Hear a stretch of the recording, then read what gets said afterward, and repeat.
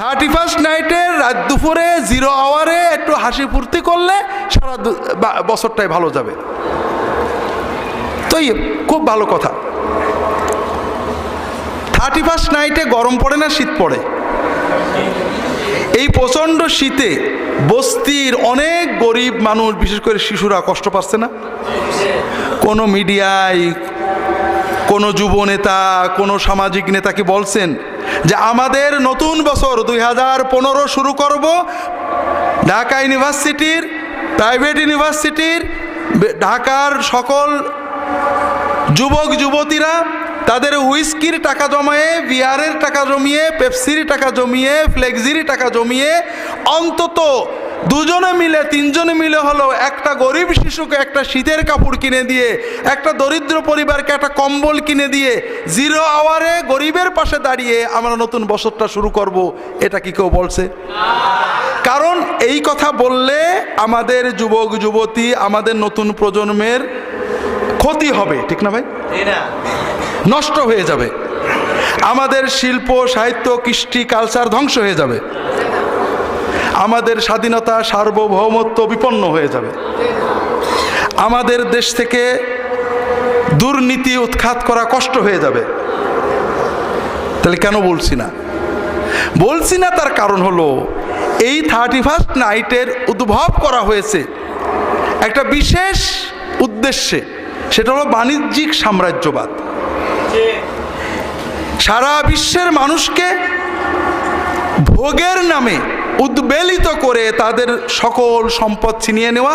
এর দ্বারা 2টো উদ্দেশ্য হাসিল হয়। একটা হলো ওরা ভোগবাদী হয়ে যায়, খাও দাও ফুর্তি করো, খাও দাও খাও দাও, কাজে ওরা শুধু কিনবে আর আমরা টাকা জমাবো। আর দ্বিতীয় হলো ওরা যখন ভোগবাদী হয়ে যায়, ওদের ভিতর থেকে মানবতা, মানবীয় মূল্যবোধ, স্বাধীনতা, স্বকীয়তা, ধর্ম এগুলো আর থাকে না। ওরা যেমন একটা কুকুর, যেমন একটা গরু ভালো খেতে দিলেই পোষ মানে, ওরাও তেমনই পোষ মানে। ওরা পোষ মানা পশুতে পরিণত হয়ে যায়।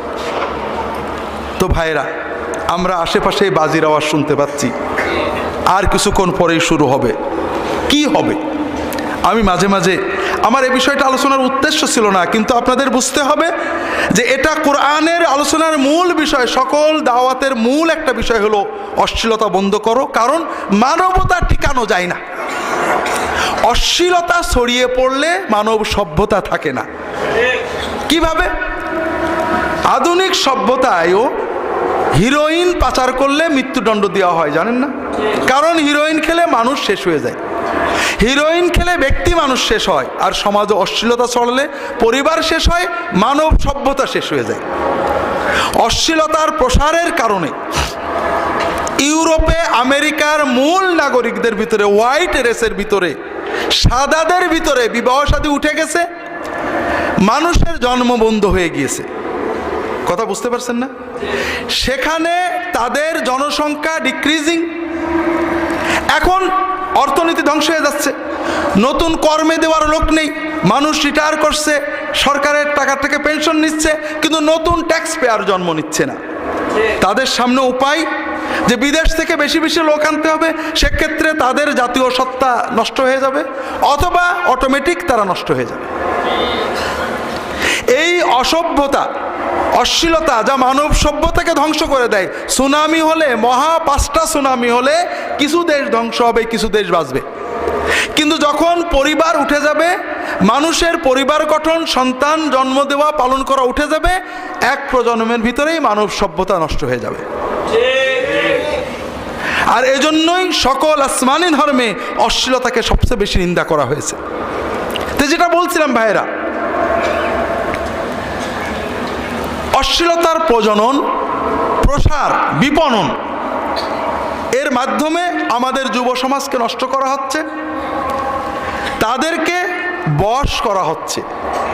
আরেকটা জিনিস হচ্ছে, এই যে 31st নাইটে কেউ কি বলবে যে 31st নাইটে আমরা কিছু গান বাজনা করব, আর বস্তির কিছু ছেলে পেলে ফিরিয়ে এনে ওদের গান বাজনা শুনবে? এটাও কি কেউ বলছে? তাও বলছে না।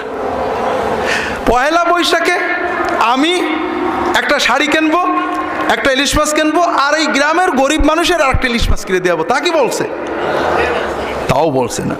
অর্থাৎ এই সভ্যতার যত কিছু বানানো এটা ভোগবাদী, এটা ইসলাম এবং অন্য সভ্যতার পার্থক্য এখানে খুব ভালো করে বোঝেন। একটা হলো কুসংস্কার, আগামীকাল বলবো যদি মনে থাকে। আর একটা হলো ইসলাম আত্মা, মন, মানবতা এবং ব্যক্তি নিয়ে। আমাদের ইসলামে দুটো ঈদ আছে না? এই দুটো ঈদ উপলক্ষে মুসলমানেরা নিজেরা 2 কেজি গোশত খাওয়ার আগে সারা বিশ্বের মুসলমানেরা কয়েক বিলিয়ন ট্রিলিয়ন ডলার খরচ করে না গরিবদের জন্য। তার মানে তুমি আগে ঈদের আনন্দ করার ফিতরা দিয়ে যাও, যাকাত দিয়ে দাও, যেন গরিবেরা তোমার আগে আনন্দিত হয়। তোমার ছেলে পেলে সেমাই খাওয়ার আগে যেন গরিবেরা খায়। কোরবানির গোশত তোমার ঘরে ঢোকার আগে যেন গরিবের ঘরে ঢোকে। তুমি 2 রাকাত নামাজ পড়ো, আত্মাকে শান্তি দাও, গরিবদেরকে দাও, তোমার মন শান্ত হোক। এরপরে তুমি খেলাধুলো করো, ফুর্তি করো, মিষ্টি খাও, সেমাই খাও, তোমার দেহ জৈবিক চাহিদা মিটুক। তাহলে মন, দেহ, আত্মা মিলে তোমার আনন্দ একটা হলে হবে না।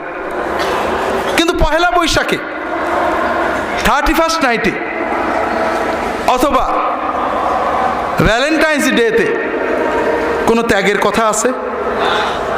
নেই। আমরা একটা পাশবিকতার দিকে যাচ্ছি, শুধু ভোগ আর ভোগ, খাও আর খাও। যদি পহেলা বৈশাখে আমাকে শাড়ি দিতে না পারো তাহলে একটা দড়ি কিনে দিবা। অসভ্য বর্বরতা, 10টা শাড়ি থাক, আমার একটা শাড়ি কিনে দিতে হবে। মিডিয়াগুলো এমনভাবে অসভ্যতা তৈরি করেছে, পরিবার ভাঙবে, মানুষ গলায় দড়ি নেবে, বিশৃঙ্খলা হবে, সন্তানেরা বিচ্ছিন্ন হবে, নো প্রবলেম, তারা টাকা পাবে। যারা সমাজের ভালো চান এটা বুঝতে হবে। আমি অবাক হই, আমার নাতি 5-5.5 বছর বয়স, ওই পেপার জড়ে গুলি বানাই। আমি গেলে ফটফট ফটফট গুলি মারে। কথা বোঝেন? ও কথাতে শিখেছে। আমাদের ঘরে টিভি নেই, কারণ কম্পিউটারে, মোবাইলে যত গেম আছে কি গুলি করা। আনন্দ 2 রকম, একটা হলো মানবিক ত্যাগের আনন্দ। একটা মানুষ পানিতে ডুবে যাচ্ছিল, আপনি ঝাঁপ দিয়ে যে পড়ে নিজের জীবন বিপন্ন করে ওকে তুলে এনেছেন। এই তুলে আনার ভিতরে আনন্দ আছে না? বিশাল আনন্দ আছে। আপনি নিয়ত করেছিলেন 2 কেজি গোশত কিনবেন, একটা অসহায় মানুষ এমনভাবে এসে পড়লো যে আপনি টাকাটা ওর হাতে দিয়ে দিলেন। কষ্ট লাগছে, আপনি গোশত কিনতে পারলেন না, কিন্তু খুব একটা আত্মিক তৃপ্তি লাগছে। তাহলে খাওয়ার যেমন আনন্দ আছে, খাওয়ানোর আনন্দ আছে, ভোগের যেমন আনন্দ আছে, ত্যাগেরও আনন্দ আছে। বর্তমান আমাদের নতুন প্রজন্ম ত্যাগের আনন্দ জানে না। ওদের যত গেমস আছে সব আছে, ধাক্কা মেরে গাড়ি চালায়, তাও ধাক্কা মেরে ফেলে দিতে হবে। গেম খেলবে, ধাক্কা মেরে ফেলে দিতে হবে। ভাঙার আনন্দ, পোড়ানোর আনন্দ, মারার আনন্দ, ধাক্কা দেওয়ার আনন্দ, ভোগের আনন্দ, পাশবিক আনন্দ এরা বোঝে। কিন্তু বাঁচানোর আনন্দ, ত্যাগের আনন্দ, দানের আনন্দ এটা এরা বোঝে না।